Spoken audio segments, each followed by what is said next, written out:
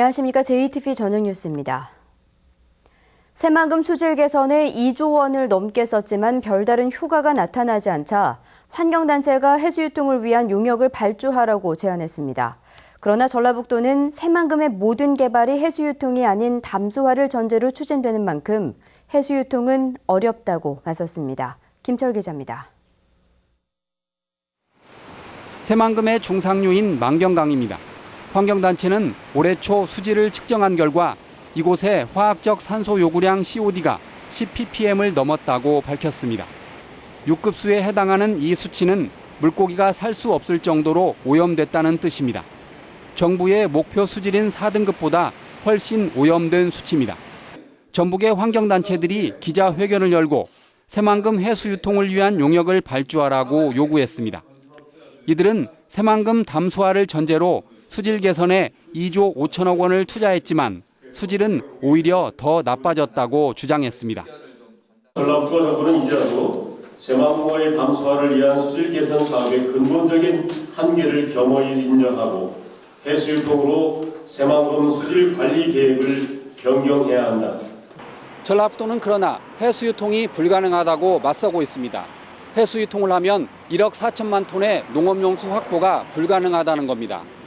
새만금 종합개발계획은 담수화를 전제로 해서 개발계획이라든가 농업용수 용수계획, 또 수질개선 대책 이런 것들을 반영을 하고 있습니다. 환경단체는 만경강과 동진강 하류에 취수용 보를 설치하면 농업용수를 확보할 수 있다고 주장했지만 전라북도는 현실성이 없다고 평가했습니다. 이르면 이달 말쯤 새만금 수질 개선 중간평가 결과가 발표됩니다.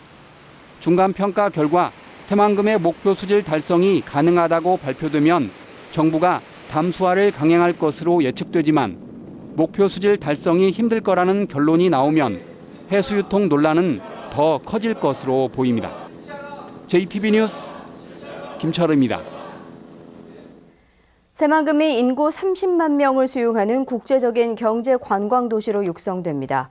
새만금 개발청은 새만금 도시기본계획 공청회를 갖고 새만금 기본계획에 따라 2035년 상주 인구 28만 9천 명을 목표로 국제협력 용지와 관광 레저 용지 등 4곳의 도심을 만들 계획이라고 밝혔습니다.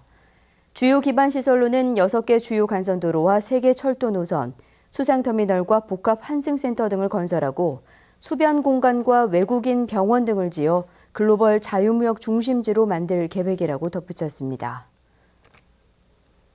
김장철이 본격적으로 시작됐지만 배추와 무 등 김장 채소 가격이 약세를 벗어나지 못하고 있습니다. 평년과 생산량은 비슷한데 소비가 줄었기 때문입니다. 송창용 기자의 보도입니다. 김장 채소 직거래 장터가 올가을 들어 처음으로 열렸습니다. 배추 등 각종 채소와 양념류를 시중보다 싸게 판다는 소식에 금세 긴 줄이 생겼습니다. 다른 데는 1,500원씩인데 여기가 1,700원꼴이니까 싸고 좋죠. 소비자들은 싼값에 흐뭇해하지만 재배 농가들은 울상입니다.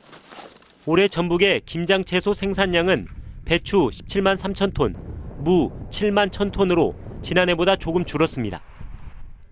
하지만 전국 생산량이 지난해와 비슷하고 해마다 김치 소비량이 줄면서 김장 채소값은 약세를 이어가고 있습니다. 배추와 무 가격은 평년에 비해 10% 안팎, 건고추는 무려 24%나 떨어졌습니다. 소비시장이 적어 생산한 배추의 60%, 무의 72%를 다른 지역에 판매해야 하는 전북 농민들은 유통비 등을 빼고 나면 남는 게 없습니다. 작년에도 가격이 쌌는데 올해 이제 작년보다 더 떨어졌거든요. 그래서 이제 그 농업인들이 많이 어려운데 김장 채소를 많이 이용을 해가지고 한 포기 더 담기라든지 또 불우이웃에게 김장 채소 나눠주기 행사라든지 이런 것을 지속적으로 추진해서 김장 채소 가격이 안정되도록. 전국적으로 김장 채소 출하량이 계속 늘고 있는 탓에 당분간 가격 상승을 기대하기 어려워 농가들의 한숨만 커지고 있습니다. JTV 뉴스 송창용입니다.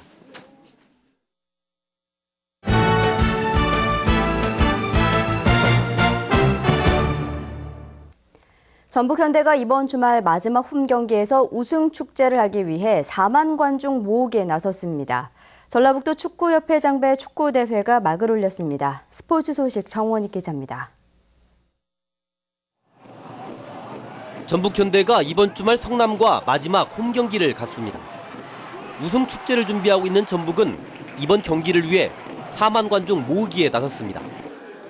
선수들이 관공서와 학교 등에서 사인회를 가지며 많은 팬들이 우승 축제에 함께 해줄 것을 바라고 있습니다. 경기 이후에 또 우승 세레머니도 하는 만큼 1년 동안 같이 해주신 전북 팬들과 같이 우승컵을 들 수 있도록 그렇게 잘 준비하고 있습니다. 전북은 이번 경기에서 내년 새 유니폼도 공개할 예정입니다. 올해 마지막 공식 대회인 전라북도 축구협회 장배 축구대회가 개막해 다음 달 5일까지 이어집니다. 이번 대회 성적에 따라 내년 소년체전 전북대표와 전국체전 1차 선발팀이 결정됩니다. 자, 올해 마지막 대회다 보니까 그 선수들도 준비를 많이 했고 또 우승하는 팀에게는 소년체전, 전국체전 출전권이 부여가 되기 때문에 좋은 선수들이 많이 나온 것 같습니다. 전주 KCC가 이번 일요일부터 LG와 SK를 상대로 잇따라 홈경기를 갖습니다. 선두권을 달리고 있는 전주 KCC가 홈에서 다시 연승을 거둘 수 있을지 기대를 모으고 있습니다. 제7회 천년전주 한옥마을 전국 배드민턴 대회가 이번 주말부터 이틀 동안 열립니다. 이번 대회에는 전국에서 3천여 명의 선수들이 출전해 실력을 겨룹니다. JTB 뉴스 정원익입니다. 전북경찰청 광역수사대는 사기 도박용 카드를 만들어 유통한 혐의로 46살 김모 씨에 대해 구속영장을 신청했습니다. 또 이 카드를 유통시킨 46살 남모 씨 등 2명과 도박에 사용한 조직폭력배 48살 최모 씨 등 30명을 불구속 입건했습니다. 김 씨는 지난 2월부터 최근까지 수원의 한 주택에서 특수 콘택트 렌즈로 뒷면을 보면 패를 알 수 있는 카드 1억 원어치를 만들어 판매한 혐의입니다. 전북은 오늘 약한 비가 내렸다 그쳤다를 반복하고 있습니다. 이번 비는 내일 오전까지 5mm가량 더 내린 뒤 점차 그치겠습니다. 내일 아침 최저 기온은 8도에서 11도, 낮 최고 기온은 14도에서 16도로 오늘보다 조금 높겠습니다. 주말과 휴일에는 대체로 맑은 날씨가 이어질 것으로 보입니다. 내일 바다 물결은 0.5에서 1.5m로 일겠습니다. 전주기상지청은 다음 주 월요일에 다시 비가 내린 뒤 기온이 점차 떨어질 것으로 내다봤습니다. JTB 저녁 뉴스를 마칩니다. 시청해주신 여러분 고맙습니다.